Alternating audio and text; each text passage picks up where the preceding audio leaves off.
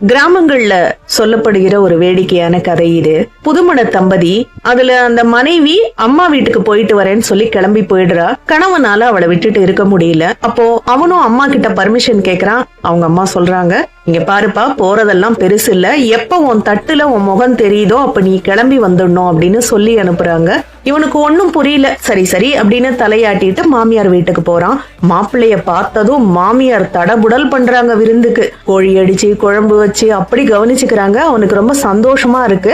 முதல் நாள் இப்படி விருந்து, 2வது நாள் சுத்த சைவம் எல்லாம். ஆனா முதல் நாளை கம்பேர் பண்ணும்போது கொஞ்சம் கவனிப்பு குறைவாதான் இருக்கு. 3வது நாள் தட்டுல பழைய சோத்தை போட்டு தண்ணிய ஊத்தி அந்த அம்மா வைக்கிறாங்க. இவன் தட்டுல குனிஞ்சு பார்க்கும் போது இவன் முகம் தெரியுது. அவனுக்கு புரிஞ்சு போயிடுது, அம்மா ஏன் அப்படி சொன்னாங்கன்னு. உடனே மனைவியை கூட்டிட்டு வீட்டுக்கு வந்துட்டான் அப்படின்னு ஒரு கதை சொல்லுவாங்க. இததான் விருந்தும் மருந்தும் 3 நாள்